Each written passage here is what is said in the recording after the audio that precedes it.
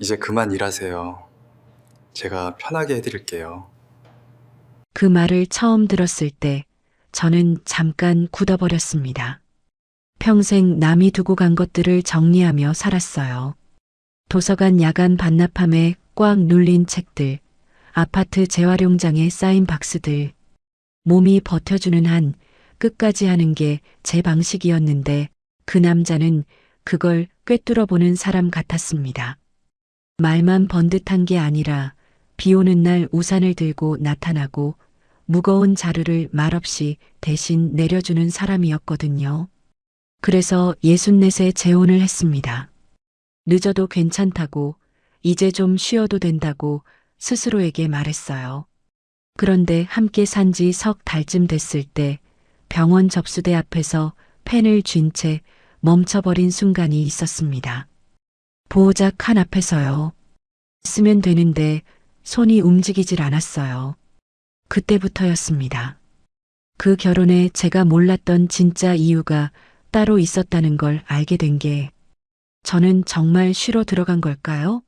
아니면 누군가의 빈자리를 채우러 들어간 걸까요? 시작 전 구독과 좋아요로 함께 해주시고 어느 지역에서 듣고 계신지 댓글로 한 번씩만 남겨주세요. 그곳에 행복이 닿길 바라겠습니다. 도서관 문이 닫히는 시간은 저한테 오히려 시작이었습니다. 사람들이 다 빠져나가고 불이 절반쯤 꺼지고 바닥 왁스 냄새가 다시 올라오는 그 시간. 저는 그때부터 카트를 끌고 야간 반납함 앞으로 갔어요. 하루 종일 밀어넣고 간 책들이 함 안에 눌려 있거든요. 어떤 날은 반납함이 아니라 쓰레기통 취급을 받아서 책 사이에 영수증이며 껌 포장지가 끼어 있기도 했습니다. 저는 그걸 하나씩 꺼내서 표지 상태 확인하고 바코드 긁고 카트에 종류별로 다시 세웠어요. 남이 밀어넣고 간 걸 정리하는 일. 그게 제 하루였습니다. 직원들은 제가 오기 전에 이미 다 퇴근해요. 마감 담당자가 열쇠를 맡겨두고 가면 저 혼자 불 절반 켠 채로 복도를 다녔습니다. 처음엔 좀 무서웠어요. 사람 없는 도서관이라는 게 낮엔 그렇게 평범한 곳이 밤엔 전혀 다른 공기를 가지거든요. 책 냄새도 낮이랑 달라요. 낮엔 그냥 종이 냄새인데 밤엔 뭔가 더 오래되고 묵직한 냄새가 올라옵니다. 저는 그 냄새에 나중엔 오히려 익숙해졌어요. 낯선 게 익숙해지는 데는 오래 걸리지 않더라고요. 그냥 매일 오면 됩니다. 그러면 어느 날 갑자기 그게 제 냄새가 돼 있어요. 반납함 정리가 끝나면 서가를 한 바퀴 돌았습니다. 누가 꽃다만 책, 거꾸로 꽂힌 책, 엉뚱한 자리에 끼워진 책. 저는 그걸 찾아서 원래 자리에 돌려놓는 게 제 일인 줄 알았어요. 정식 업무 범위는 반납함 정리까지였는데 어느 순간부터 그냥 하고 있었습니다. 누가 시킨 것도 아니고 추가 수당이 나오는 것도 아닌데 그냥 비뚤어진 게 보이면 손이 먼저 갔어요. 그게 제 습관이에요. 오래된 손가락이 시작된 건 한 3년쯤 됐을 겁니다. 처음엔 아침에 일어났을 때만 뻣뻣했는데 나중엔 책 한 권 집을 때도 마디가 걸렸어요. 병원을 갔더니 퇴행성이라고 했습니다. 딱히 수술할 단계는 아니고 무리하지 말고 쉬어가면서 하라고 했는데 쉬어가면서 하면 일이 안 됩니다. 재활용장 박스는 아무도 대신 납작하게 눌러주지 않거든요. 그래서 파스 감고 장갑 끼고 마디가 걸릴 때마다 잠깐 쥐었다 폈다 하면서 그냥 했어요. 버티는 게 방식이 된 거죠. 그날도 그랬습니다. 야간 반납함 옆에 쪼그려 앉아서 제일 아래쪽에 눌린 책을 꺼내려는데 마디가 탁 걸리면서 손이 한 번 멈췄어요. 눈물 날 것까지는 아닌데 그냥 잠깐 앉아있고 싶은 기분. 형광등이 깜빡이는 복도에 혼자 쪼그리고 앉아서 책 냄새 맡으면서 딱 잠깐만 쉬자. 그 생각을 하고 있었어요. 손을 무릎 위에 올려놓고 마디를 반대편 손바닥으로 지그시 눌렀습니다. 차갑고 딱딱하고 내 손인데 남의 손 만지는 것 같았어요. 그때 발소리가 들렸습니다. 폐관 이후엔 직원 외에 아무도 없어야 하는 시간인데 남자 발소리였어요. 저는 반사적으로 일어서려다가 반납함 옆에 세워둔 카트 바퀴가 삐걱거리면서 몸이 반쯤만 올라온 채로 멈췄습니다. 그분은 입구 쪽에서 멈칫하더니 제가 들고 있던 책 한 권을 보고는 가까이 왔어요. 도와드릴까요? 말수가 없어 보이는 사람이었습니다.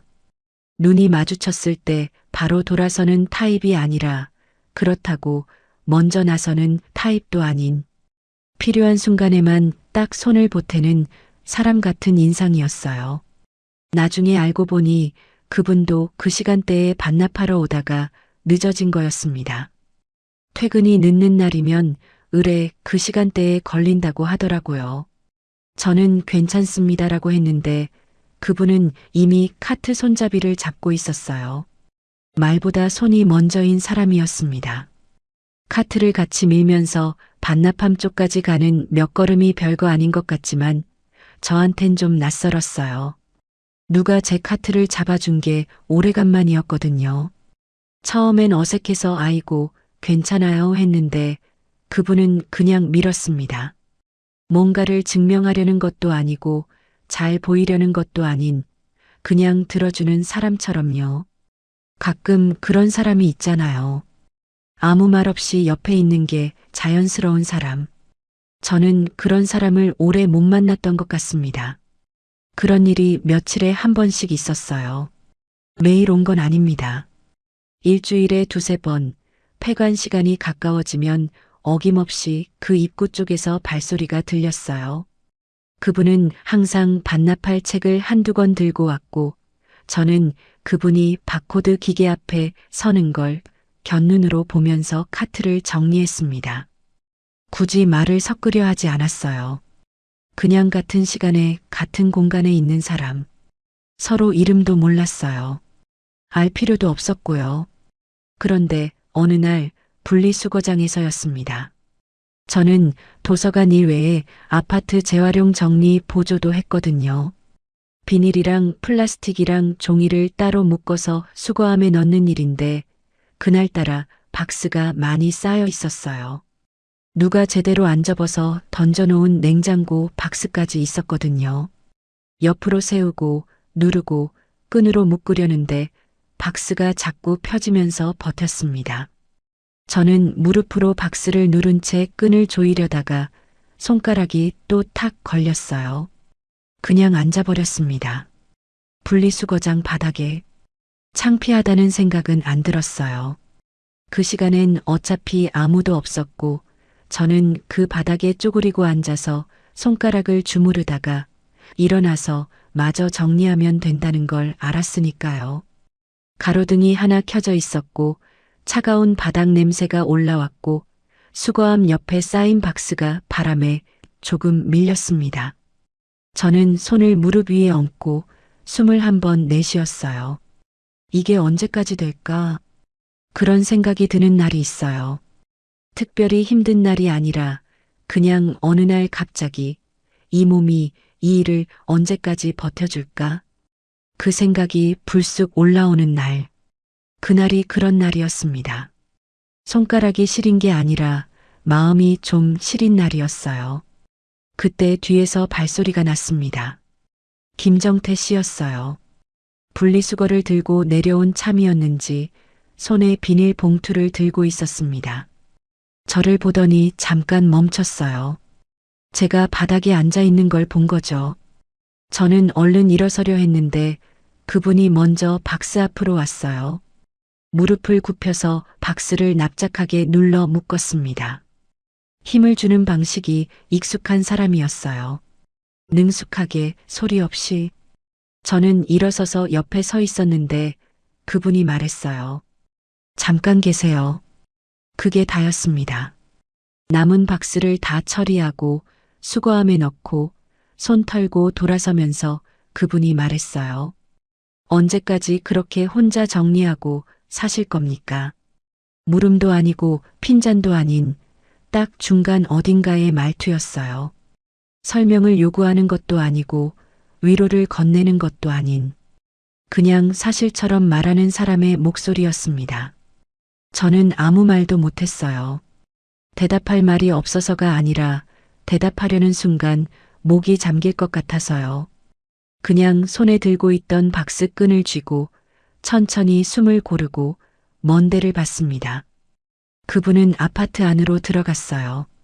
뒤돌아보지 않고 저는 거기 서서 한참을 있었습니다. 분리수거장 가로등 아래 손가락이 여전히 시렸고 바닥 냄새가 아직 났고 수거함이 꽉 차 있었어요. 아무것도 달라진 게 없는데 이상하게 아까보다 덜 추운 것 같았습니다. 실제로 온도가 달라진 건 아닌데 그냥 그런 기분이었어요. 그러다 며칠이 지난 날 도서관에서였어요. 그날도 폐관 시간이 가까워지면서 발소리가 들렸습니다. 그분이었어요. 책 한 권 들고 늘 그랬듯이 반납함 앞에 섰어요. 저는 카트를 밀면서 지나쳤는데 그분이 제 손을 봤습니다. 그날은 파스를 안 감은 날이었거든요. 장갑도 아직 안 꼈고요. 마디가 부어서 손가락이 좀 굵어 보이는 날이었어요. 그분이 조용히 물었습니다. 그 손으로 매일 이러시는 거예요? 저는 괜찮아요. 익숙해서요 했습니다. 늘 하는 대답이었어요. 그분이 말했어요. 이제 그런 일 올해는 못 하시겠네요. 틀린 말이 아니었어요. 저도 알고 있는 말이었습니다. 그런데 남이 그걸 말해주는 건 달랐어요. 안 됐다는 말도 아니고 고생한다는 말도 아닌데 그 말이 제 귀에 오래 남았습니다. 집에 돌아와서도 손가락에 파스를 새로 감으면서도 자려고 누웠는데도 그 말이 귀 어딘가에 걸려 있었어요. 이제 그런 일 올해는 못 하시겠네요. 그 말 한마디가 왜 그렇게 오래 남았는지 그때는 잘 몰랐습니다. 지금은 알아요. 그게 제 몸을 처음으로 걱정해준 말처럼 들렸던 거예요.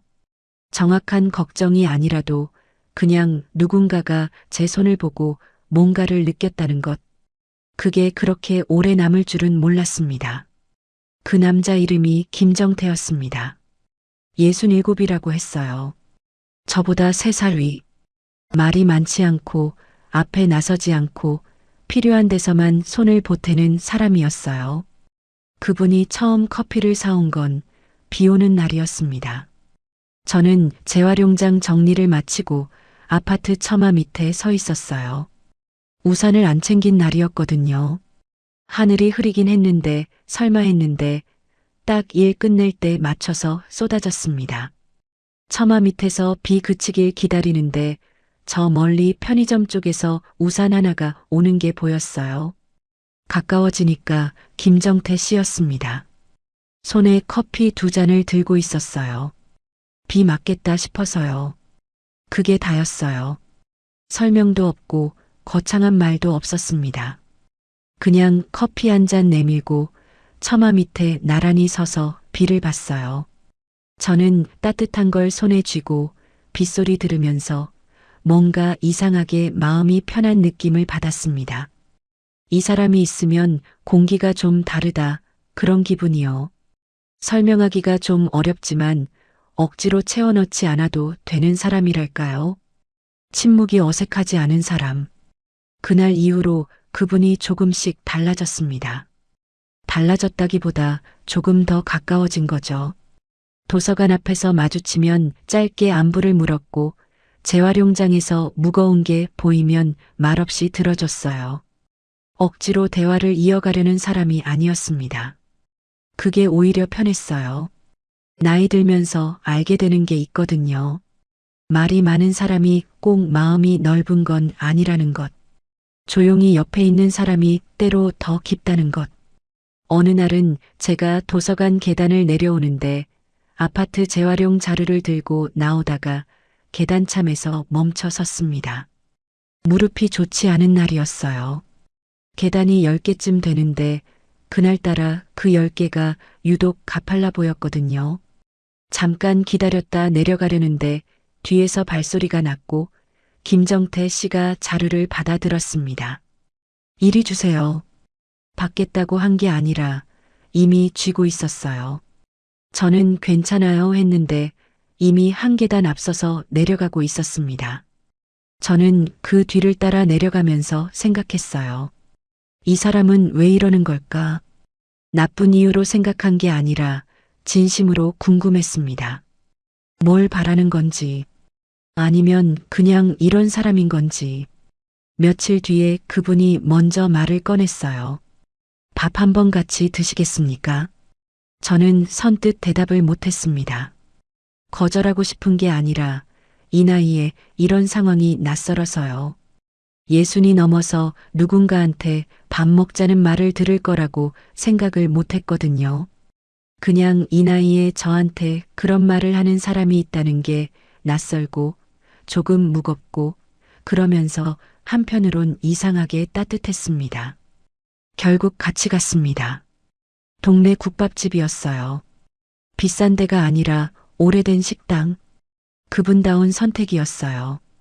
밥 먹는 내내 말이 많지 않았는데 어색하지 않았습니다. 국밥 먹으면서 간간히 날씨 얘기하고 동네 재개발 얘기하고 그러다 끝났어요. 근데 집에 돌아와서 자려고 누웠을 때 오늘 하루가 좀 달랐다는 걸 느꼈습니다. 오래간만에 밥을 같이 먹었다는 것 자체가 혼자 먹는 밥이 이상한 게 아닌데 같이 먹는 밥이 이렇게 다를 수가 있구나. 그렇게 몇 번이 더 있었습니다. 국밥 한 번, 칼국수 한 번, 어느 날은 도서관 근처 카페에서 커피 한 잔. 그분은 항상 제가 먼저 손을 뻗기 전에 계산을 끝냈고 자리에서 일어날 때 제 가방을 들어줬어요. 작은 것들이었는데 그 작은 것들이 쌓였습니다. 저는 그게 고맙다는 걸 알면서도 한편으로는 경계하는 마음도 있었어요. 이 나이에 이렇게 잘해주는 사람이 있으면 뭔가가 있는 거 아닐까? 세상에 그냥 이러는 사람이 있긴 한가? 그런 생각도 들었거든요. 그런데 그분은 그 경계를 억지로 넘으려 하지 않았습니다. 급하게 밀지 않았어요. 제가 피하면 한 발 물러섰고 제가 짧게 대답하면 더 묻지 않았어요. 그 태도가 오히려 저를 더 편하게 했습니다. 뭔가를 얻으려는 사람은 저렇게 기다리지 않거든요. 그래서 조금씩 마음을 놨어요. 이 사람은 그냥 이런 사람이구나 하고 어느 날 저녁 그분이 조용히 말했습니다. 이제 그만 일하세요. 제가 편하게 해드릴게요. 저는 그 말을 듣고 한참 말이 없었어요. 커피잔을 손에 쥔 채로 따뜻한 게 손바닥에 닿고 있었는데 그 온기가 그 말이랑 겹쳤습니다. 평생 제 손으로 벌었어요. 도서관 야간 반납함, 아파트 재활용장, 그전엔 또 다른 것들. 쉬어본 적이 없다기보다 쉬어도 된다는 말을 들어본 적이 없었거든요. 스스로한테도 남한테서도. 그 말이 그래서 오래 걸린 것 같습니다. 들어도 되는 말인지 잘 모르겠어서. 결혼 얘기는 그 뒤로 한 달 만에 나왔어요. 그분이 먼저 꺼냈고 저는 며칠을 생각했습니다. 반대할 이유가 없다기보다 찬성할 이유가 쌓여 있었어요. 이 사람은 급하지 않고 조용하고 필요할 때만 손을 보태고 제 몸을 먼저 봐줬습니다. 그게 전부였는데 그게 충분했어요. 이 나이에 뭘 더 바라겠어요. 같이 있어도 불편하지 않은 사람, 그게 다였습니다. 그래서 64세 재혼을 했습니다. 혼인신고를 하고 나서 그분 집으로 들어갔어요. 크지 않은 아파트였는데 깔끔하게 정돈된 집이었습니다. 남자 혼자 사는 집이라고 하기엔 정리가 잘 돼 있었어요.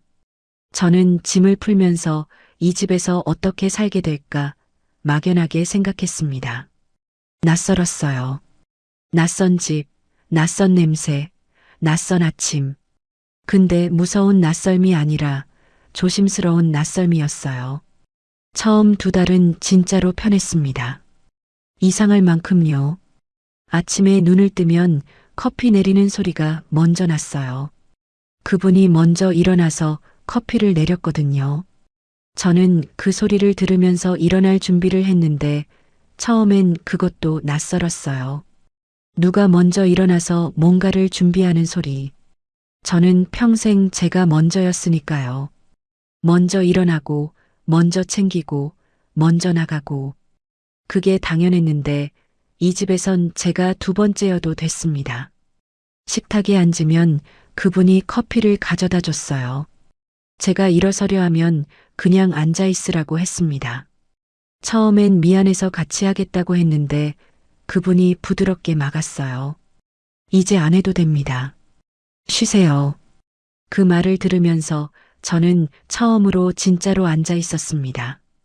아무것도 안 하고 식탁에 앉아서 커피를 기다리면서 그게 어색했어요. 손이 자꾸 어딘가를 찾는 것 같았거든요. 뭔가를 해야 할 것 같은데 할 게 없는 상황. 그 어색함이 한 달쯤 지나니까 조금씩 익숙해졌습니다. 익숙해지면 안 될 것 같으면서도 익숙해졌어요. 저녁엔 같이 동네를 걷기도 했습니다. 말이 많지 않은 산책이었어요. 나란히 걸으면서 가끔 날씨 얘기, 지나가는 고양이 얘기, 동네 가게 바뀐 얘기, 소소한 것들. 저는 그 소소한 것들이 좋았어요. 거창하지 않아서 이 나이에 거창한 걸 바란 게 아니었으니까요. 그냥 이렇게 밤에 나란히 걷고 아무 말 없어도 불편하지 않은 것. 그게 평온이라고 믿었습니다. 다만 한 가지가 계속 마음에 걸렸어요. 가족 얘기가 나올 때마다 그분이 짧게 끊었습니다. 제가 자녀분은 어떻게 지내냐고 물으면 딸은 바빠요라고 했어요. 딱 거기까지였습니다. 더 묻지 말라는 것처럼 그 이상은 말하지 않았어요. 저는 처음엔 그냥 사이가 서먹한가 보다 했습니다. 이혼하고 오래 혼자 산 분이니까 딸이랑 거리가 좀 있을 수도 있겠지. 그렇게 생각하고 넘겼어요. 근데 이상한 건 딸 얘기를 꺼낼 때마다 그분 얼굴이 잠깐 굳었다가 풀린다는 거였어요. 표정이 바뀌는 게 크지 않았는데 오래 보다 보면 보였습니다. 뭔가를 감추는 사람의 얼굴이라기보다 뭔가를 일부러 안 꺼내는 사람의 얼굴이랄까요? 그 차이가 있거든요. 저는 그걸 느끼면서도 넘겼어요. 결혼한 지 얼마 안 됐고 모든 걸 다 알 필요는 없다고 생각했습니다. 그러다 재혼석 달째 되던 주였어요. 그분이 저녁을 먹고 나서 핸드폰을 꺼내더니 화면을 보여줬습니다. 대학병원 예약 문자였어요. 날짜랑 시간이 찍혀 있었고 진료과 이름이 있었습니다. 그분은 그걸 보여주면서 조용히 말했어요. 하루만 같이 가주면 됩니다. 저는 그 문자를 보면서 고개를 끄덕였어요. 당연히 같이 가야죠. 그 정도는 당연한 일이라고 생각했거든요. 뭐가 이상한지 그때는 몰랐습니다. 그냥 남편이 아프니까 같이 가는 거라고 생각했어요. 그런데 병원에 가서야 뭔가가 달랐습니다. 병원은 아침부터 사람이 많았습니다. 접수 번호표를 뽑고 긴 복도를 걸어서 해당 진료과 앞에 앉았어요. 저는 그분 옆에 앉아서 대기자 명단 화면을 봤습니다. 번호가 천천히 줄어들었어요. 옆에 앉은 사람들도 다 비슷한 표정이었어요. 피곤하거나 긴장하거나 그냥 멍하거나. 병원 대기실은 어딜 가나 그런 공기가 있더라고요. 기다리는 사람들 특유의 조용한 무거움. 그분은 진료실에 들어갔고 저는 밖에서 기다렸습니다. 한 20분쯤 됐을 거예요. 진료실 문이 열리고 그분이 나왔는데 뒤따라 나온 간호사가 저를 보면서 말했어요. 보호자분이세요? 잠깐 들어오실게요. 저는 일어서면서 속으로 잠깐 멈췄습니다. 보호자. 그 단어가 귀에 한 번 걸렸어요. 틀린 말은 아니에요. 남편이면 보호자가 맞죠. 근데 그 단어가 이상하게 낯설었습니다. 저는 그냥 같이 온 사람이라고 생각했는데 병원에서는 처음부터 제가 보호자였어요. 진료실 안에서 의사가 설명을 했습니다. 검사 결과 얘기, 앞으로 주의해야 할 것들, 약 조절 얘기. 저는 옆에 앉아서 들었는데 그분은 설명을 들으면서 저를 봤어요. 저한테 확인을 구하는 것처럼, 제가 다 들었냐는 것처럼. 의사도 설명하면서 그분보다 저를 더 자주 봤습니다. 보호자한테 설명하는구나 싶었어요. 그게 자연스러운 거라고 생각하면서도 뭔가 이상한 느낌이 지워지질 않았어요. 진료가 끝나고 나오니까 접수 창구에서 서류를 내밀었습니다. 동의서였어요. 앞으로 있을 검사에 대한 동의서. 창구 직원이 말했어요. 보호자분이 여기 서명해 주시면 됩니다. 저는 펜을 받아들었습니다. 서명 칸을 봤어요. 보호자 성명. 그 칸 앞에서 펜이 멈췄습니다. 써야 하는 건 알았어요. 남편 보호자가 저 맞으니까 쓰면 되는 거였어요. 근데 손이 안 움직였습니다. 이상하죠? 별거 아닌 칸인데. 그냥 이름 석자 쓰면 되는 건데. 저는 그 칸을 한참 봤어요. 왜 망설이는지 그때는 설명할 수가 없었습니다. 그냥 손이 안 갔어요. 결국 썼습니다. 오경란. 세 글자. 쓰고 나서 펜을 돌려주는데 손끝이 살짝 떨렸어요. 추워서가 아니었습니다. 그날 검사가 2가지였어요. 오전에 하나, 오후에 하나. 저는 그 사이에 병원 복도 의자에 앉아서 기다렸습니다. 그분은 검사실 안에 들어가 있었고 저는 밖에서 핸드폰을 내려다보다가 창밖을 보다가 다시 핸드폰을 내려다봤어요. 병원 복도는 특유의 냄새가 있잖아요. 소독약이랑 뭔가 차가운 냄새. 저는 그 냄새를 맡으면서 가방에서 뭔가를 꺼냈습니다. 약봉지였어요. 제 약이요. 저는 원래 식후에 먹어야 하는 약이 있거든요. 혈압 때문에 몇 년째 먹고 있는 거예요. 오전 검사가 길어지면서 점심을 제때 못 먹었고 약도 놓쳤습니다. 가방에서 꺼내서 손에 쥐었는데 물이 없었어요. 자판기가 저 멀리 보였는데 자리를 비우면 그분이 나왔을 때 제가 없으니까 그냥 약봉지를 다시 가방에 넣었어요. 나중에 먹지 뭐. 그렇게 생각하고 넣었는데 가방 안으로 들어가는 약봉지를 보면서 이상한 기분이 들었습니다. 지금 저는 제 약을 넣고 있는데 저는 왜 여기 있는 거지? 그 생각이 불쑥 올라왔어요. 나쁜 뜻이 아니라 그냥 갑자기 그 생각이 든 거예요. 남편이 아프니까 같이 온 건데 그게 당연한 건데. 근데 왜 이렇게 이상한 느낌이 드는 걸까? 저는 그걸 떨쳐내려고 핸드폰을 다시 봤습니다. 오후 검사가 끝나고 회복실 앞에서 기다렸어요. 그분은 회복실에 있었고 저는 복도 끝 의자에 앉아 있었습니다. 간호사 한 분이 나오더니 저를 보고 왔어요. 박 간호사라고 50대 초반쯤 돼 보이는 분이었는데 회복실 쪽을 담당하는 분 같았어요. 그분이 서류를 들고 제 앞에 섰습니다. 보호자분이세요? 퇴원 후 주의사항이랑 귀가 확인 서명 부탁드릴게요. 또 서류였어요. 이번엔 귀가 확인이랑 주의사항 수령 확인서였습니다. 저는 펜을 받아서 서명을 했어요. 이번엔 손이 멈추지 않았습니다. 아까 한번 멈춰봤으니까 이번엔 그냥 썼어요. 오경란. 박 간호사가 서류를 받으면서 주의사항을 설명해 줬습니다. 오늘은 가급적 안정을 취하시고 이런 증상이 생기면 바로 응급실로, 내일 오전 약은 이렇게.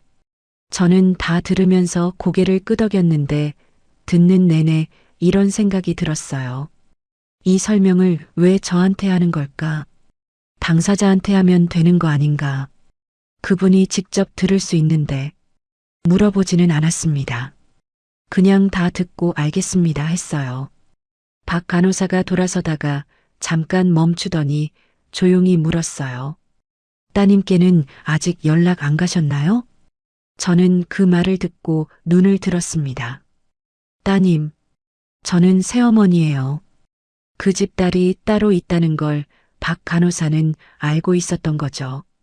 그 말인즉 이 병원에 전에도 온 적이 있다는 얘기고 그때도 딸이 아닌 다른 누군가가 보호자로 있었던 거라는 얘기였습니다. 저는 그걸 순간적으로 다 연결했는데 입이 안 열렸어요.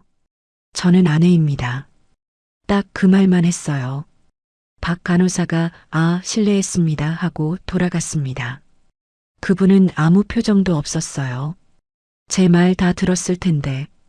저는 다시 의자에 앉아서 벽을 봤습니다.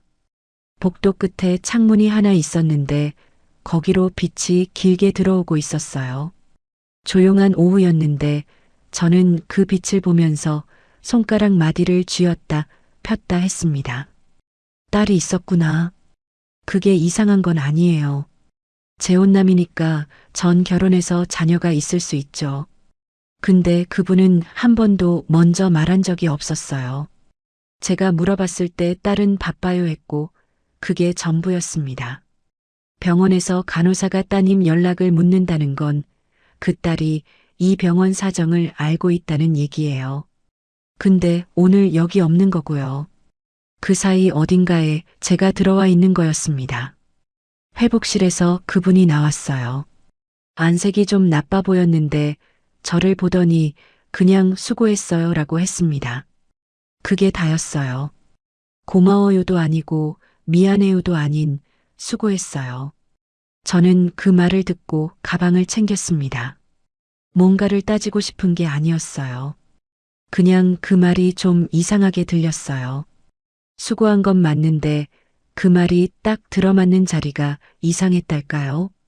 직원한테 하는 말 같았거든요. 택시를 타고 집으로 돌아오는 길은 말이 없었습니다. 그분은 창밖을 봤고 저는 손에 들고 있는 서류 봉투를 봤어요. 퇴원 후 주의사항이랑 처방전이 들어 있었는데 그게 제 손에 있었습니다. 왜 제 손에 있는 거지? 당연히 당사자가 들고 가야 하는 거 아닌가. 근데 병원에서 나오면서 자연스럽게 제 손에 들어와 있었어요. 언제 그렇게 됐는지도 모르게. 집에 도착해서 그분이 먼저 들어갔습니다. 저는 현관 앞에서 잠깐 서 있었어요. 신발을 벗고 들어가기 전에 가방에서 약봉지를 꺼냈습니다. 아침부터 못 먹은 약이요. 물 한 잔 떠서 먹었어요. 입안이 썼습니다. 약 때문인지 다른 뭔가 때문인지 모르겠는데 그냥 썼어요. 그분은 방에 들어가서 쉬었고 저는 주방에 서서 처방전을 펼쳐봤습니다. 약 이름들이 있었어요. 언제 먹어야 하는지, 몇 알인지. 저는 그걸 읽으면서 이 약들을 내가 챙겨야 하는구나 생각했습니다. 챙기기 싫다는 게 아니라 이게 자연스럽게 제 일이 됐다는 게 느껴졌어요. 아무도 그러라고 말하지 않았는데 그냥 돼 있었습니다. 저는 처방전을 냉장고 문에 붙였습니다. 붙이고 나서 한 발 물러서서 봤어요. 제 손으로 붙인 건데 그게 낯설었습니다. 이 냉장고 앞에 이게 붙어 있는 게 저는 잠깐 그걸 보다가 거실 소파에 앉았어요. 창밖에 해가 기울고 있었습니다. 하루가 긴 것도 아니었는데 이상하게 몸이 무거웠어요. 손가락 마디가 아닌 다른 곳이 무거운 느낌. 어디라고 딱 집어서 말하기가 어렵지만 아무튼 무거웠습니다. 보호자 칸에 이름을 쓴 그 순간이 자꾸 떠올랐어요. 오경란. 세 글자 쓰면 되는 거라고 생각했는데 왜 그 순간에 펜이 멈췄을까? 저는 그 답을 아직 몰랐습니다. 근데 뭔가가 있다는 건 알았어요. 설명할 수 없는 뭔가가 그 칸 앞에 있었던 것 같다는 느낌. 박 간호사의 말이 다시 들렸습니다. 따님께는 아직 연락 안 가셨나요? 딸이 있었어요. 그분한테. 근데 그 딸은 오늘 여기 없었고 저는 있었습니다. 그게 우연인지 아니면 처음부터 그렇게 된 건지. 저는 그걸 아직 몰랐어요. 하지만 그날 저녁부터 저는 조금씩 달라진 눈으로 이 집을 보기 시작했습니다. 그날 저녁 저는 밥을 차리면서 그분한테 물었습니다. 따님이 계시죠? 돌려 말하지 않았어요. 병원에서 간호사 말을 듣고 나서 집에 오는 내내 어떻게 꺼낼까 생각했는데 막상 입을 열고 나니까 그냥 그렇게 나왔습니다. 직접적으로 그분은 밥그릇을 받으면서 잠깐 멈췄어요. 아주 짧은 순간이었지만 저는 봤습니다. 그 멈춤을. 그리고 나서 천천히 수저를 들면서 말했어요. 왕래가 거의 없어요. 그게 다였습니다. 더 설명하지 않았어요. 왕래가 거의 없다는 게 사이가 나쁜 건지, 바빠서 못 보는 건지, 아니면 다른 이유가 있는 건지, 아무것도 없었어요. 딱 그 말 하나. 저는 더 묻지 않았습니다. 밥을 먹으면서 다른 얘기를 했어요. 날씨가 어떻다. 내일 약은 아침 식후에 챙겨드리겠다. 그런 얘기들. 근데 속으로는 계속 그 말이 맴돌았어요. 왕래가 거의 없어요. 거의. 완전히 없다고 안 했고 거의 없다고 했습니다. 그 차이가 이상하게 마음에 걸렸어요. 그로부터 사흘쯤 지난 날이었습니다. 그분이 외래 진료를 다녀온다고 아침에 나갔어요. 저는 집에서 빨래를 하고 있었는데 오후쯤 현관벨이 울렸습니다. 택배인가 했는데 아니었어요. 인터폰 화면에 여자가 서 있었습니다. 40대쯤 돼 보이는 여자. 저는 잠깐 봤다가 인터폰을 받았어요. 누구세요? 김서윤인데요. 저는 그 이름을 듣고 손이 멈췄습니다. 빨래를 들고 있던 손이요. 김서윤. 딸이었어요. 그분 딸. 문을 열었습니다.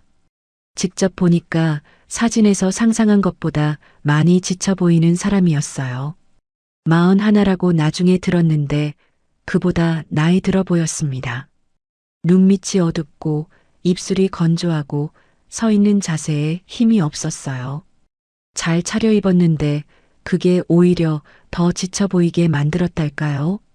겉은 단정한데 속이 많이 다른 사람 같은 인상이었습니다. 저는 들어오시라고 했고 서윤 씨는 현관에서 한 발만 들어왔어요. 거실까지 들어올 생각이 없는 것처럼 딱 그 자리에 섰습니다. 아버지 계세요?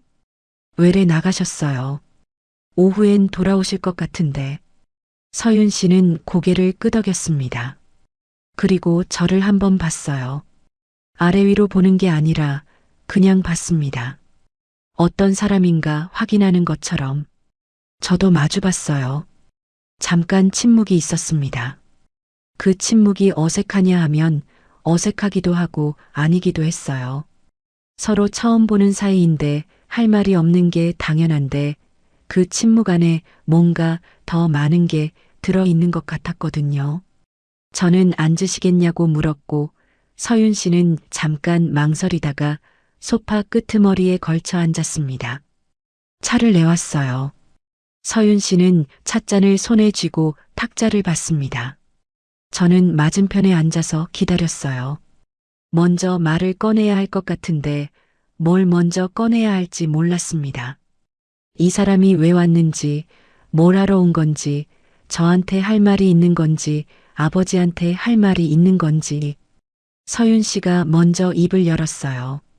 병원에 같이 가셨다고 들었어요. 네. 지난주에요. 서윤 씨가 고개를 끄덕였습니다. 뭔가를 예상한 것처럼요.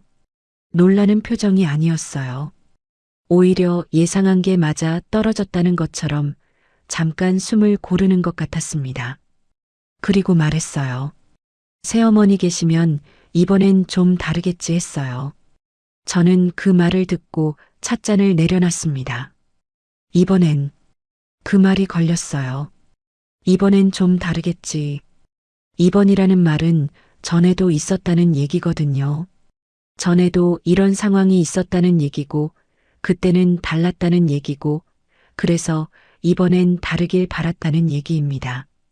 저는 그 한 문장 안에 들어있는 게 너무 많아서 어디서부터 물어야 할지 몰랐어요. 전에도요? 제가 물었습니다. 서윤 씨는 찻잔을 두 손으로 감싸쥐면서 잠깐 뭔가를 결정하는 것 같았어요. 말할까 말까? 그러다가 말했습니다. 아버지가 입원하시거나 검사가 있을 때마다 꼭 누군가를 데려오셨어요. 저한테 연락이 오는 게 아니라 저는 숨을 한번 고르고 물었습니다. 누군가라면요? 서윤 씨가 저를 봤어요. 대답하기 불편한 걸 알면서도 말해야겠다고 결정한 사람 얼굴이었습니다. 제가 알기로는 두 분이요. 새어머니 전에 두 분.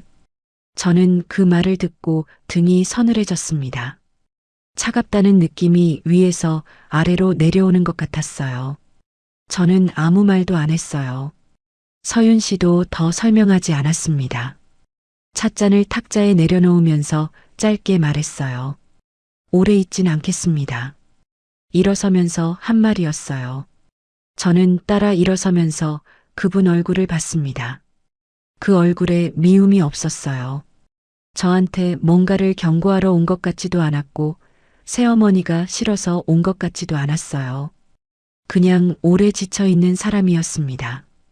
이미 여러 번 같은 자리를 맴돌다가 빠져나온 사람 같은 피로가 얼굴에 있었어요. 현관에서 신발을 신으면서 서윤 씨가 말했습니다. 아버지한테는 제가 왔다 갔다고 하셔도 되고 안 하셔도 됩니다. 그리고 나갔어요. 저는 닫힌 문 앞에 서 있었습니다. 한참을 그냥 거기 있었어요. 서윤 씨가 두고 간 찻잔이 아직 따뜻했어요. 탁자 위에 그대로 있었습니다. 저는 거실로 들어가서 소파에 앉았어요. 서윤 씨가 앉았던 자리 맞은편에 두 분. 그 말이 머릿속에서 지워지지 않았습니다. 저 전에 두 분이 있었다는 거예요. 그분들도 같이 병원에 갔겠죠. 보호자 칸에 이름을 썼겠죠. 회복실 앞에서 서류를 받았겠죠. 그리고 지금은 없습니다. 어떤 이유에서든 거기까지 하고 나간 거예요. 저는 창밖을 봤습니다. 해가 넘어가고 있었어요. 저는 손을 무릎 위에 얹고 손가락 마디를 천천히 눌렀어요. 아프지 않게 그냥 느끼는 것처럼요. 이 손이 지난주에 보호자 칸에 이름을 썼어요. 이 손이 처방전을 들고 왔어요. 이 손이 냉장고에 처방전을 붙였어요. 그게 다 자연스럽게 됐는데 그분이 돌아온 건 저녁 무렵이었습니다. 현관을 열고 들어오면서 왔어요라고 했고 저는 부엌에서 네 했어요. 뭔가를 물어볼 타이밍을 재고 있었는데 그분이 먼저 외투를 벗으면서 말했어요. 서윤이 왔다 갔죠? 저는 뒤를 돌아봤습니다. 그분은 외투를 개면서 저를 봤어요. 어떻게 하셨어요? 연락이 왔어요. 잠깐 들렀다고. 저는 잠깐 그분을 봤습니다. 딸이 연락을 했구나. 그렇다면 서윤 씨는 왔다 간 걸 아버지한테 알렸다는 거예요. 저한테 말하든 안 하든 자유라고 했으면서 자기가 먼저 연락을 한 거죠. 그게 뭘 의미하는지 저는 생각했습니다. 그분은 소파에 앉으면서 말했어요. 별말 안 했죠? 별말. 저는 그 표현이 걸렸어요. 별말이 뭘까요? 딸이 아버지에 대해 뭔가를 말할 수 있는 상황이라는 걸 그분이 알고 있다는 거잖아요. 그러니까 별말 안 했냐고 묻는 거고요. 저는 천천히 대답했습니다. 차 한잔하고 가셨어요. 그분은 고개를 끄덕였어요. 더 묻지 않았습니다. 저도 더 말하지 않았어요. 그날 저녁은 그렇게 지나갔습니다. 밥을 먹고 약을 챙기고 각자 방으로 들어갔어요. 저는 누운 채로 천장을 봤습니다. 서윤 씨 말이 자꾸 떠올랐어요. 이번엔 좀 다르겠지 했어요. 그 말이 처음엔 저한테 기대를 건 말처럼 들렸는데 자꾸 씹을수록 달랐습니다. 그건 기대가 아니라 체념에 가까운 말이었어요. 이번엔 좀 다르겠지 라는 건 다를 거라고 믿는 게 아니라 다르길 바라지만 아마 똑같을 거라는 걸 아는 사람 말이거든요. 저는 그 말이 가리키는 게 뭔지 알 것 같았습니다. 그분한테는 누군가 옆에 설 자리가 필요했던 거예요. 병원에 갈 때, 서류에 서명할 때, 주의사항을 들을 때, 딸은 그 자리에서 물러났고, 다른 누군가가 들어왔고, 또 나갔고, 또 들어온 게 저였습니다. 쉬게 해준다던 말, 비 오는 날 커피, 계단에서 자루를 들어주던 손. 그게 다 진심이 아니었다고 말하고 싶은 게 아니에요. 그런데 그 진심 뒤에 비어있는 자리 하나가 있었다는 게 이제 보이기 시작했습니다. 다음 날 아침이었어요. 그분이 먼저 일어나서 커피를 내리는 소리가 들렸습니다. 늘 그랬듯이요. 저는 그 소리를 들으면서 눈을 떴는데 처음과 달랐습니다. 똑같은 소리인데 달리 들렸어요.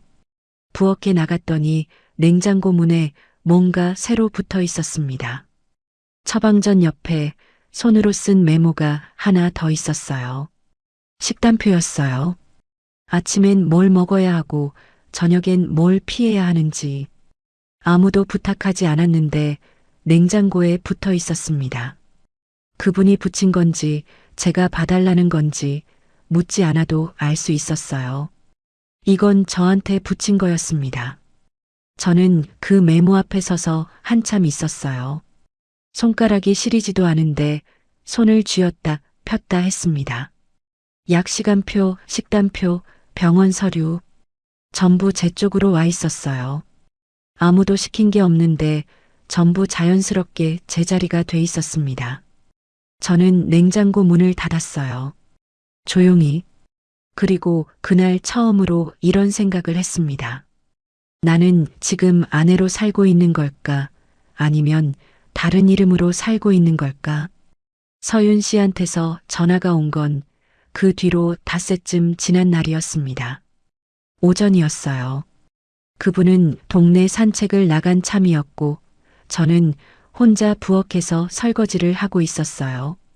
핸드폰이 울렸는데 저장 안 된 번호였습니다. 받았더니 서윤 씨였어요. 목소리가 집에 왔을 때랑 비슷했습니다. 조용하고 건조하고 힘이 많이 빠진 목소리. 통화 괜찮으세요? 네, 괜찮아요. 잠깐 침묵이 있었어요. 서윤 씨가 말을 고르는 것 같았습니다. 저는 설거지하던 손을 멈추고 행주로 손을 닦으면서 기다렸어요. 드릴 말씀이 있어서요. 그렇게 시작됐습니다. 서윤 씨는 길게 말하는 사람이 아니었어요. 설명을 늘어놓지 않았고 감정을 드러내지도 않았습니다. 그냥 사실만 짧게 말하는 사람이었어요. 근데 그 짧은 말들이 하나씩 들어올 때마다 저는 숨이 조금씩 좁아지는 것 같았습니다. 아버지가 예전에도 그랬다고 했어요. 입원이 잡히거나 큰 검사가 있는 날이면 꼭 누군가를 데려왔다고요. 딸한테 연락을 하는 게 아니라 옆에 있는 사람을 병원에 세웠다고 했습니다. 서윤 씨는 처음엔 자기가 갔다고 했어요. 아버지니까 당연히 가야 한다고 생각했다고요. 근데 한 번이 두 번이 되고 두 번이 세 번이 됐대요. 검사 때마다 입원 때마다 서류는 항상 자기 앞으로 왔고 설명은 항상 자기가 들었고 귀가 확인은 항상 자기가 사인했다고 했습니다. 저도 직장이 있거든요. 그때 제가 팀장 달고 막 정신없을 때였어요. 서윤 씨가 그 말을 할 때 목소리가 처음으로 살짝 흔들렸습니다. 변명하는 게 아니라 그냥 그 시절이 떠오르는 것 같았어요. 저는 아무 말도 안 하고 들었습니다. 어느 날 아버지한테 솔직하게 말씀드렸어요. 저도 제 생활이 있다고 매번 이러면 저도 힘들다고. 그랬더니 아버지가 뭐라고 하셨는지 아세요? 저는 잠깐 숨을 멈췄어요. 뭐라고 했을까? 알았다고 하셨어요. 그냥 알았다고. 그리고 그 다음 입원 때부터 딴 분이 오셨어요. 딴 분. 저는 그 말을 듣고 부엌 벽을 봤습니다. 흰 벽이었어요.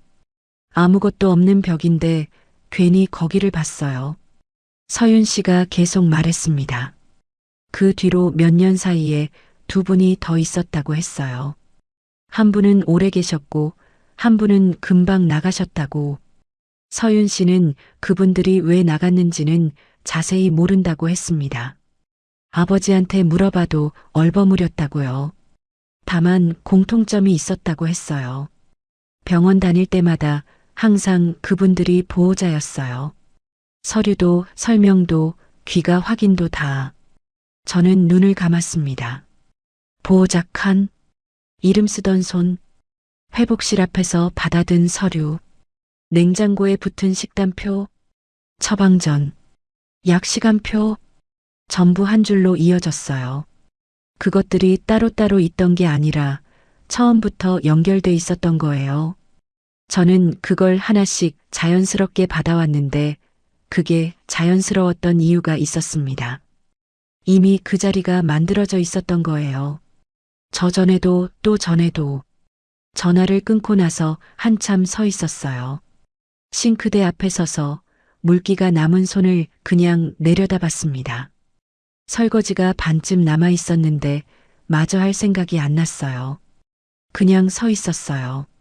창밖으로 바람이 부는지 나무가 흔들리는 게 보였습니다. 나무는 그냥 흔들리고 있었어요. 아무것도 모르는 것처럼.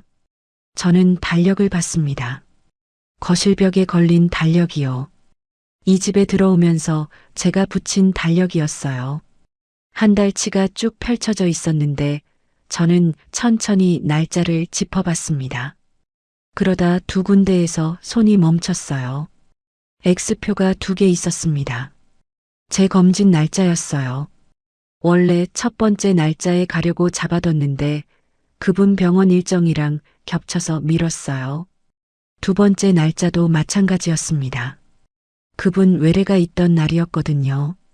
저는 그날도 따라갔고 제 검진은 다음에 하자 했어요.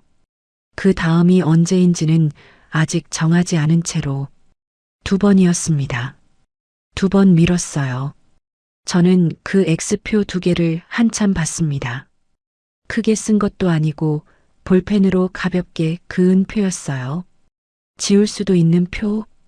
근데 그게 이상하게 크게 보였습니다. 내 몸 챙기는 날짜를 2번이나 지웠다는 게 남의 약은 빠짐없이 챙기면서 내 약은 밥 먹다 잊어버린 날도 있었는데 내 검진은 2번이나 미뤘는데 그제야 처음으로 화가 났어요. 누구한테 화가 났냐고 물으면 딱 꼬집어 말하기가 어렵습니다. 그분한테 화가 난 것 같기도 하고 저한테 화가 난 것 같기도 했어요. 속았다는 분노가 아니었어요. 그보다는 내가 왜 이렇게 됐을까 라는 쪽에 가까운 감정이었습니다. 언제부터 이게 당연해진 걸까? 언제부터 내 것을 미루는 게 자연스러워진 걸까? 저는 소파에 앉았습니다. 그리고 지난 석 달을 천천히 다시 봤어요. 처음 만난 날 야간 반납함 앞에서 카트를 잡아주던 손, 비 오는 날 커피, 계단에서 재활용 자루를 들어주던 것, 쉬게 해준다던 말, 그 말이 얼마나 따뜻하게 들렸는지 저는 그 따뜻함을 진심이라고 믿었어요. 근데 지금 다시 보면 그 배려들이 전부 어디로 향하고 있었는지가 보였습니다. 제 몸을 걱정해 준 게 아니라 제 몸이 필요했던 거예요. 병원에 같이 가줄 수 있는 몸, 서류에 서명할 수 있는 손, 설명을 들어줄 귀, 약을 챙겨줄 사람. 그게 필요했던 거예요. 그 자리에 저를 맞춰 넣은 거였습니다. 나쁜 사람이라고 단정하고 싶지는 않았어요. 그분이 일부러 나쁜 의도로 그런 건지도 모르겠습니다. 어쩌면 그분도 그게 당연하다고 생각했을 수 있어요. 옆에 있는 사람이 당연히 이걸 해주는 거라고. 그런 사람들이 있거든요. 나쁜 의도 없이 당연하게 받아가는 사람들. 그게 어떤 면에선 더 어렵습니다. 나쁜 의도가 있으면 따질 수라도 있는데 당연하게 받는 사람은 뭘 잘못했냐고 물어도 모르는 경우가 많으니까요. 그분이 현관을 열고 들어온 건 그로부터 1시간쯤 뒤였습니다. 산책을 마치고 돌아온 거였어요. 저는 소파에 앉아 있었고 그분은 들어오면서 왔어요 했습니다. 저는 네 했어요. 짧게. 그분은 손을 씻고 나와서 냉장고를 열었습니다. 그러다 멈췄어요. 저를 봤어요. 무슨 일 있어요? 저는 그분을 봤습니다. 그 얼굴을 보면서 지금 당장 다 말해야 할까 생각했어요. 서윤 씨 전화 얘기, 2번 미룬 검진 얘기, 보호자 칸 얘기 다 꺼낼 수 있었어요. 근데 그러지 않았습니다. 아직은 아닌 것 같았어요. 제 안에서 정리가 덜 됐어요. 정리가 안 된 채로 말을 꺼내면 말이 흩어지거든요. 저는 흩어지고 싶지 않았습니다. 피곤해서요. 그렇게만 했어요. 그분은 고개를 끄덕이고 방으로 들어갔습니다.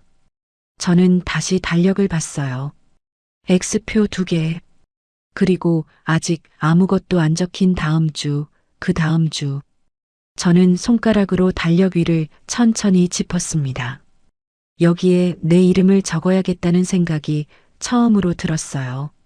그분 병원 날짜 말고, 그분 약 시간 말고, 내 이름, 내 날짜, 내 검진. 그날 저는 오래 못 잤습니다. 누운 채로 천장을 보면서 이 집에 들어온 날부터 오늘까지를 다시 돌려봤어요. 장면들이 순서대로 왔습니다.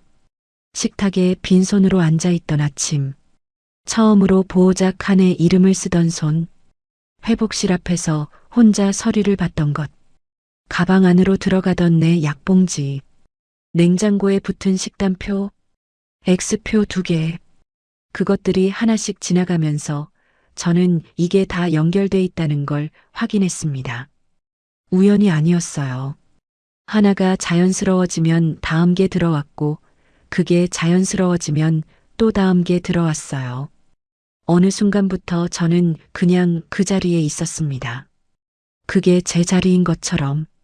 근데 아니었어요. 그 자리는 제 자리가 아니었습니다. 아내 자리가 아니었어요. 처음부터 비어있던 자리였고 저는 거기 들어온 거였어요. 쉬게 해준다는 말이 거짓말이라는 게 아닙니다. 그분은 정말로 저를 쉬게 해주고 싶었을 수 있어요. 근데 그러면서도 그 자리만은 비워둘 수가 없었던 거예요. 병원에 같이 갈 사람, 서류에 이름 써줄 사람. 그게 먼저였던 겁니다. 제가 아니라 그 자리가. 저는 눈을 감았습니다. 손가락 마디가 살짝 시렸어요. 창밖에서 바람 소리가 들렸습니다. 이 집 창문은 바람이 세면 조금 흔들렸는데 그날 밤은 꽤 흔들렸어요. 저는 그 소리를 들으면서 생각했습니다. 내일 아침엔 달력에 내 이름부터 적어야지. 그게 다였어요. 크게 마음먹은 게 아니었습니다. 그냥 그 생각 하나가 조용히 자리를 잡았어요. 내일 아침엔 내 이름부터. 다음 날 아침 저는 평소보다 일찍 눈을 떴습니다. 그분이 커피 내리는 소리가 나기 전이었어요. 그 소리가 들리기 전에 먼저 일어났다는 게 저한테는 뭔가 달라진 것 같았습니다. 작은 거지만요. 침대에 누운 채로 잠깐 천장을 봤어요. 어젯밤에 생각했던 것들이 아직 머릿속에 있었습니다. 흩어지지 않고 그대로 있었어요. 일어나서 거실로 나갔습니다. 달력이 먼저 보였어요. X표 2개가 있는 달력. 저는 거기 서서 다음 주를 봤습니다. 아무것도 안 적혀 있는 날들. 그분 외래 날짜가 2군데 연필로 적혀 있었고 나머지는 비어 있었어요.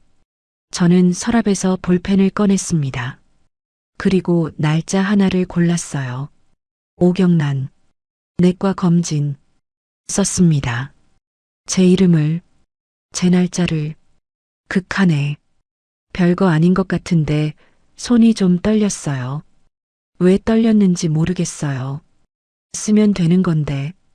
내 이름 내가 쓰는 건데. 근데 이상하게 그게 뭔가를 결정하는 것 같은 느낌이었습니다. 달력에 내 이름을 쓰는 게 그냥 검진 예약이 아니라 다른 무언가를 적는 것 같은 느낌. 볼펜을 내려놓고 달력을 봤습니다. 그분 날짜 2개, 제 날짜 하나. 처음으로 제 이름이 이 달력에 있었어요. 이 집에 들어온 뒤로 처음으로요. 저는 그걸 보면서 숨을 한 번 내쉬었습니다. 부엌에서 커피 내리는 소리가 났어요. 그분이 일어난 거였습니다. 저는 소파에 앉았어요.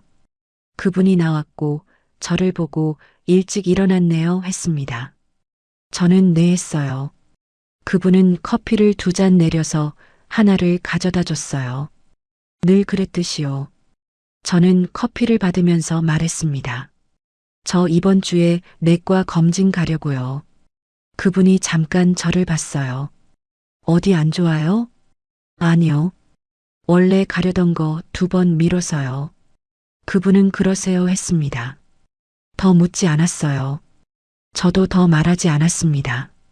커피를 마시면서 각자 창밖을 봤어요. 조용한 아침이었는데 그 조용함이 전과 달랐습니다. 전엔 편한 침묵이었는데 이제는 각자 다른 걸 생각하는 침묵이었어요. 검진 날이 됐습니다. 저는 아침에 혼자 나갔어요. 그분한테 다녀오겠습니다 했고 그분은 잘 다녀와요 했습니다. 현관문을 닫고 나오면서 저는 잠깐 멈췄어요. 이 문을 닫고 나오는 게 오늘은 뭔가 다른 무게가 있었습니다. 설명하기 어려운데 아무튼 달랐어요. 병원 접수대 앞에 섰습니다. 저는 그 앞에서 잠깐 서 있었어요. 지난번에 이 자리에 섰을 때가 생각났거든요. 그분 서류를 들고 보호자 칸에 이름을 쓰던 그 접수대. 그때는 펜이 멈췄었는데 저는 오늘 접수 창구 앞에 서서 직원을 봤습니다. 접수하러 왔어요. 오경란이요. 제 이름을 댔어요. 당연한 건데 그게 이상하게 입에서 나올 때 힘이 있었습니다. 오경란. 제 이름. 직원이 키보드를 두드리고 번호표를 줬어요. 저는 그걸 받아들고 대기 의자에 앉았습니다. 기다리는 동안 저는 손을 무릎 위에 얹었어요. 손가락 마디를 봤습니다. 퉁퉁한 마디들. 파스 자국이 남아있는 손가락들. 이 손으로 책을 정리하고 박스를 묶고 카트를 밀었어요. 이 손으로 보호자 칸에 남의 이름 옆에 제 이름을 썼고 처방전을 냉장고에 붙였어요.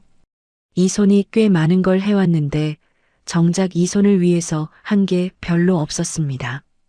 손가락 관절 진료도 미뤄뒀거든요. 내과 검진 가는 김에 정형외과도 봐야겠다고 생각했어요. 진료를 마치고 나온 건 2시간쯤 지나서였습니다. 혈압 수치가 조금 올라 있었어요. 스트레스성일 수 있다고 했고 약 용량을 살짝 조정했습니다.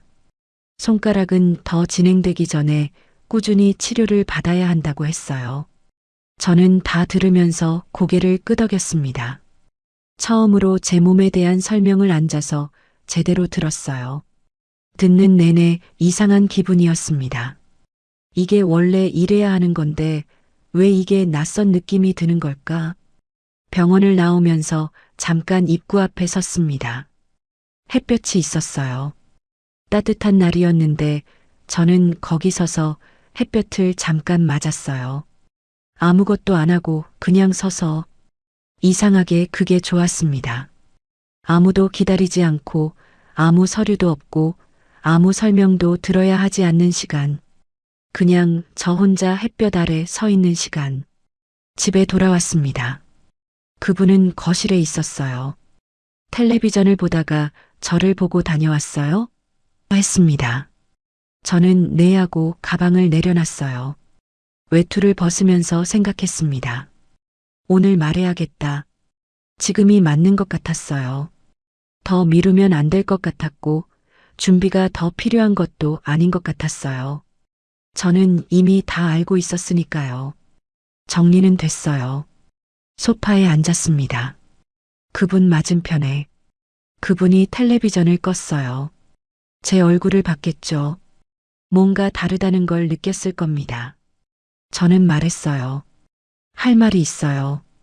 그분이 저를 봤습니다. 말없이 같이 늙을 사람인 줄 알고 들어왔어요. 저는 천천히 말했습니다.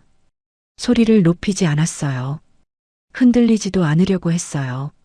손을 무릎 위에 얹고 그분 눈을 보면서 근데 당신은 남편보다 보호자가 먼저 필요했던 거예요. 그분이 입을 열었습니다. 그게 무슨 말이에요? 서윤 씨한테 들었어요. 전화 왔었어요. 그분 얼굴이 굳었습니다. 뭔가를 부정하려다가 말이 안 나오는 것 같았어요. 저는 기다렸습니다. 서윤이가 뭐라고 했는지 모르지만 오해가 있는 거예요. 오해요. 저는 그 말을 되받았어요. 오해. 저는 그 단어를 가만히 씹어봤습니다. 오해라고 하면 제가 잘못 이해한 거잖아요. 근데 저는 잘못 이해한 게 없었어요. 사실을 들었고, 사실을 연결했고, 사실을 확인했습니다. 병원에서 제가 보호자 칸의 이름을 쓸 때 손이 멈췄어요. 그게 왜인지 그때는 몰랐는데 지금은 알아요. 그분이 아무 말도 안 했습니다. 저 전에도 두 분이 그 자리에 있었다고 했어요. 저도 그 자리에 들어온 거잖아요. 아내 자리가 아니라 보호자 자리에. 그분이 손을 들었다 내렸습니다. 같이 사는 사람이면 당연히 그러는 거 아닙니까? 저는 그 말을 듣고 잠깐 있었어요. 당연한 게 있고 당연하지 않은 게 있어요. 그게 다였습니다. 더 길게 말하지 않았어요. 설교하고 싶지 않았고 설득하고 싶지도 않았습니다. 저는 이미 마음을 정했으니까요. 전화 갈 거예요. 그분이 당황했어요. 처음으로 표정이 흔들렸습니다. 갑자기 무슨 소리예요? 갑자기가 아니에요. 오래 생각했어요. 저는 방으로 들어갔습니다. 짐을 쌌어요. 크게 싸지 않았어요. 큰 가방 하나였습니다. 뭘 넣었냐면 평소에 들던 가방, 약봉지, 속옷 몇 벌, 파스 한 통, 달력에서 뜯어낸 다음 달종이 한 장. 그게 다였어요. 나머지는 두고 나왔습니다. 미련이 없어서가 아니라 지금 당장 필요한 게 그것뿐이었어요. 현관에서 신발을 신는데 그분이 나왔습니다. 어디 가려는 겁니까? 이러면 안 되죠. 저는 신발끈을 묶으면서 말했어요. 연락처 드릴게요. 병원 일정 있으면 알려주세요. 서윤 씨한테도 연락해 보시고요. 그분이 말했어요. 서윤이는 안 와요. 그럼 다른 방법을 찾으셔야죠. 저는 일어섰습니다. 그분 얼굴을 봤어요. 화난 얼굴이 아니었어요. 당황한 얼굴도 아니었고요. 뭔가를 잃어버린 것 같은 얼굴이었는데 그게 저를 잃은 건지 보호자를 잃은 건지는 모르겠습니다. 저는 더 생각하지 않기로 했어요. 문을 열고 나왔습니다. 복도에 서서 잠깐 숨을 골랐어요. 다리가 후들거리는 것도 아니고 눈물이 나는 것도 아니었어요. 그냥 조용했습니다. 엘리베이터를 기다리면서 가방 끈을 고쳐주었어요. 단기 임대 방을 얻은 건 그 전에 알아봐둔 거였어요. 결정하고 나서 미리 알아봤습니다. 크지 않아도 되고 좋지 않아도 됐어요. 혼자 있을 수 있으면 됐습니다. 방은 작았어요. 창문이 하나 있었고 책상이 하나 있었고 좁은 주방이 있었어요. 저는 짐을 내려놓고 창문을 열었습니다. 바람이 들어왔어요. 낯선 냄새였는데 나쁘지 않았어요. 약봉지를 꺼내서 제때 먹었습니다. 이번엔 물도 있었고 잊지도 않았어요. 약을 삼키면서 잠깐 그 느낌을 생각했습니다. 내 약을 4시간에 먹는 것. 별거 아닌데 석 달 만에 제대로 하는 것 같았어요. 다음 날 아침 저는 책상에 앉았습니다. 달력 종이를 폈어요. 뜯어온 다음 달 종이요. 저는 날짜들을 봤어요. 아무것도 안 적힌 날들. 저는 볼펜을 들었습니다. 손가락 진료, 오경란. 혈압 추적 검진, 오경란. 그리고 칸 하나를 더 찾아서 썼어요. 그냥 쉬는 날, 오경란. 볼펜을 내려놓고 달력을 봤습니다. 제 이름만 있었어요. 이 달력에는요, 남의 약 시간도 없고, 남의 외래 날짜도 없고, 저 혼자였습니다.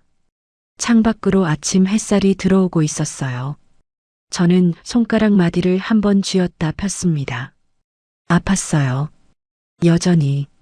그게 금방 나을 리 없다는 거 알았어요. 오래 굳어온 마디가 하루아침에 풀리진 않으니까요. 근데 이상하게 그 아픔이 오늘은 달랐습니다. 똑같이 아픈데 이건 내가 느끼는 내 아픔이었어요. 남의 것을 들다 생긴 게 아니라 내 삶에서 쌓인 아픔. 그게 달랐습니다. 평생 남이 두고 간 것들을 정리하며 살았어요. 도서관 반납함에 눌린 책들, 재활용장에 쌓인 박스들, 그리고 누군가의 비어있던 보호자 자리까지. 저는 늘 그걸 정리하는 사람이었어요. 그게 나쁜 삶이었다고 생각하지 않습니다. 그냥 그게 제 방식이었어요. 근데 이제는요. 이제는 제 것부터 정리하려고요. 작은 책상 위에 오경란이라는 이름 아래 예약 시간이 적혀 있었습니다. 제 시간이요. 저는 그걸 보면서 천천히 커피를 마셨어요. 이 집에는 아무도 커피를 내려주지 않았지만 제가 내렸으니까 됐습니다. 창밖으로 바람이 불었어요. 나무가 흔들렸습니다. 어제도 그제도 흔들렸을 나무였는데 오늘은 제가 그걸 보고 있었어요. 아무것도 안 하면서 그냥 앉아서 바람에 흔들리는 나무를 보면서 커피를 마시면서 이게 쉬는 거구나. 그제야 알았습니다. 쉬게 해준다는 말 때문에 시작된 일이었는데 정작 쉬는 게 뭔지는 이 작은 방에 혼자 앉아서야 알았어요. 저는 달력을 한 번 더 봤습니다. 그냥 쉬는 날, 오경란. 그 칸이 제일 좋았어요. 끝까지 들어주셔서 감사합니다. 구독과 좋아요는 다음 이야기를 이어갈 힘이 됩니다.